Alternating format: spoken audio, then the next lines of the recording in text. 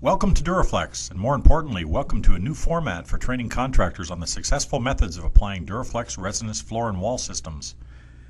Truly successful floor or wall projects rely on the actual products that are designed for a specific application. However, even the best products applied incorrectly will not make for a project that people are willing to pay for. You are now about to watch the steps that are required to take Dur-A-Flex products through a successful application. If you should have any questions, please do not hesitate to contact us at www.duraflex.com or by calling 1-800-253-3539 to discuss specific details with your local Dur-A-Flex representative. Please remember, at Dur-A-Flex we truly believe that your success is key to our success. Always be sure to read the MSDS and application instructions before starting any job. Always use proper personal protective equipment. Every application of Cryl A-Flex products requires some type of ventilation. Please check the Cryl A-Flex ventilation guides for specific details and instructions. Pictured is the high-speed fan used on this project to exhaust air. After checking for moisture vapor transmission, the preferred method for preparing the concrete is shot blasting. Grind the edges of the floor in hard-to-reach areas with the dustless hand grinder. For this application, you will need an infrared thermometer, a half-inch mixing drill with 850 RPM minimum, a 3.5-inch Jiffler mixing paddle, quart and gallon mixing measures, 2-gallon and 5-gallon pails, flat trowels, half-inch or 3/8 inch nap rollers, and 3-inch rollers and brushes, spiked shoes, a floor machine with brush, swivel head sander with 100 grit screens, duct and painter's tape, a leaf blower and vacuum, brooms and dustpans, an optional air compressor and hopper gun. Prior to full application of the primer, bond tests shall be conducted to determine adequacy of substrate preparation and bond. Pour 6 ounces of primer in a plastic cup. Add a 1/4 ounce of Cryl at 70 degrees Fahrenheit and stir for 30 seconds. Add enough Q11, which is 1.5 times the volume of the resin, to achieve a very wet slurry. If the mix is too dry, it will not leave enough primer to soak into the substrate. Excessive liquid on the surface when you stop mixing is a good indication that the mix is appropriately wet. Place 3 to 4 inch patties of this mixture on the substrate. Allow the patties to cure and cool down to substrate temperatures. This should be a time of 40 to 60 minutes.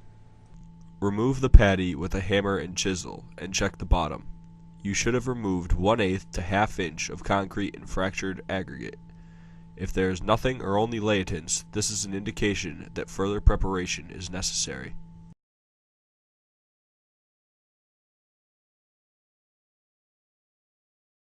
Now we're ready to prime. All MMA resins are applied at 16 mils or 100 square feet per gallon. If applied thinner than 16 mils, improper cure may result. For priming, you will need a separate person mixing, pouring and cutting in, and rolling and cross-rolling. Start off by taking the substrate temperature. Then, check the Cryl A-Flex mix chart for the appropriate amount of Cryl A activator powder. Start off by pouring 1 gallon of P101 into a measuring container. Then, pour it into a separate mixing container. Add in the appropriate amount of Cryl activator powder and mix for 45 seconds.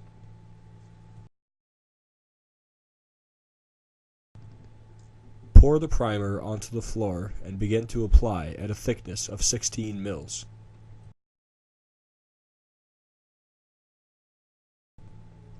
Pour the primer onto the floor in a ribbon before rolling.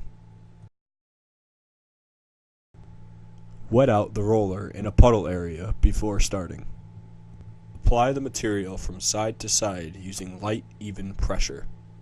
The primer is applied at 80 to 100 square feet per gallon. Continue to apply the material in this manner until there is sufficient room to cross-roll. And broadcast chips at 0.11 pounds per square foot or 11 pounds per 100 square feet. Complete all cross-rolling within 8 minutes. Edges should be back-rolled. Be sure to pick up the roller at every stop point to avoid puddling. Pour each new batch directly onto the wet edge. Continue with this process until the priming is complete.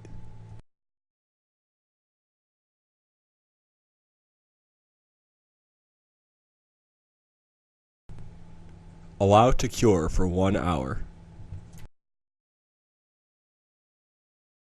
To patch non-moving joints, we are using Cryl A G201 and MMA SL filler blend.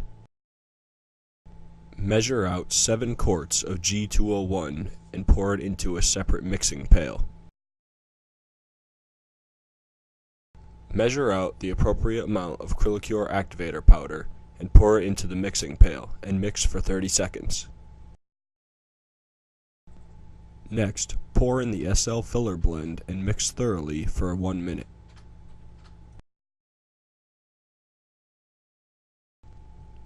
One method for patching control joints is to pour the SL filler onto the joint and fill with a 6-inch taping knife.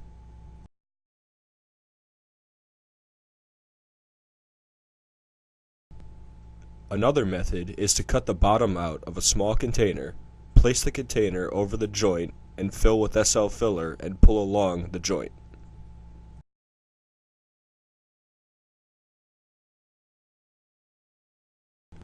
Allow to cure for 1 hour. When applying chips on vertical surfaces, we will be combining Cryl A resin and G201.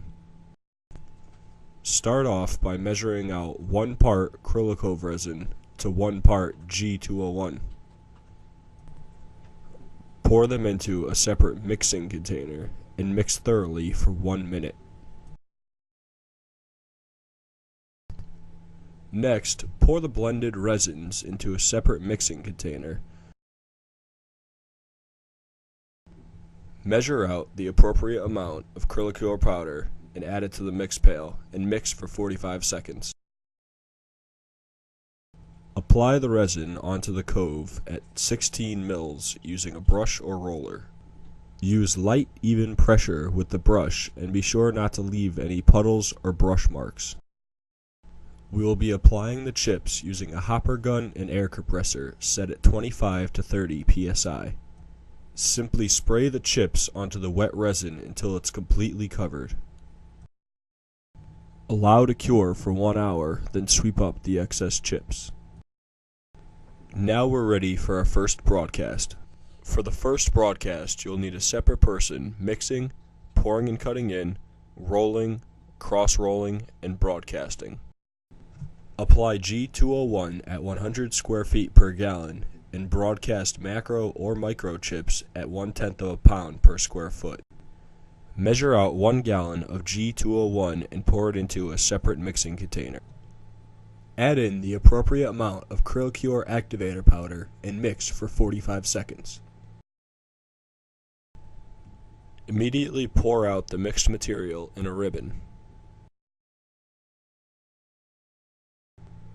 Wet out the roller in a puddle area before starting. Apply the material from side to side using light, even pressure. When working near ventilation, the fan may need to be turned off to ensure maximum working time. Turn the fan back on when you are 8 to 10 feet past it.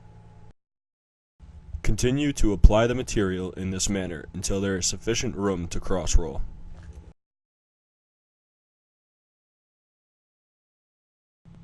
Pour each new batch directly onto the wet edge.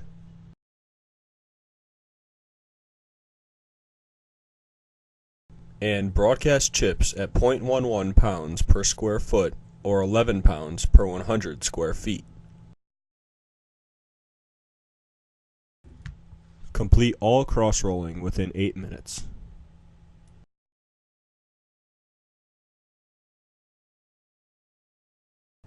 For maximum coverage, throw the chips high into the air at approximate rate of 1/10 of a pound per square foot. Continue this process until the broadcast is complete. Allow to cure for 1 hour. For the second broadcast, apply the G201 at 80 square feet per gallon and broadcast macro or micro chips at 1/10 of a pound per square foot.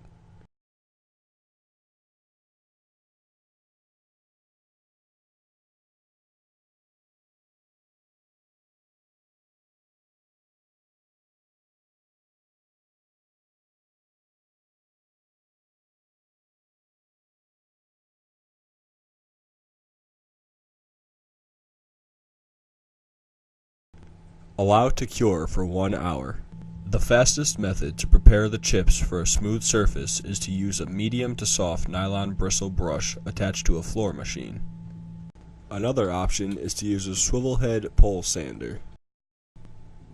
A leaf blower is a quick and effective way to clean up the excess chips. Be sure to sweep and vacuum the edges. For both top coats, we'll be using Cryl A Chip T301. For both top coats, you're going to need a separate person mixing, pouring and cutting in, rolling, and cross-rolling. For the first top coat, the T301 is applied at 90 square feet per gallon, and for the second, it's applied at 100 square feet per gallon. Measure out 1 gallon of T301 and pour it into a separate mixing container. Add in the appropriate amount of Cryl Cure activator powder and mix for 45 seconds. Apply the resin onto the cove at 16 mils using a brush or roller. The recommended method is to push a puddle of resin and smooth it out instead of painting it on. Use light, even pressure with the brush and be sure not to leave any puddles or brush marks. Check the radius of the cove often to make sure there's no puddling. Pour the T301 onto the floor in a ribbon. Wet out the roller in a puddle area before starting. Apply the material from side to side using light, even pressure. Pour each new batch directly onto the wet edge. Continue to apply the material in this manner until there is sufficient room to cross-roll. And broadcast chips at 0.11 pounds per square foot or 11 pounds per 100 square feet. Complete all cross-rolling within 8 minutes. Edges should be back-rolled. Be sure to pick up the roller at every stop point to avoid puddling. Continue this process until the top coat is complete. Allow to cure for 1 hour. After the first top coat has cured, sand the cove base with vibrating sanders and medium grit sandpaper. To achieve an extra smooth surface, a third top coat can be applied. For a smooth textured floor, the best results are achieved by sanding with a floor machine and 80 grit screens. The second top coat of T301 is applied at 100 square feet per gallon.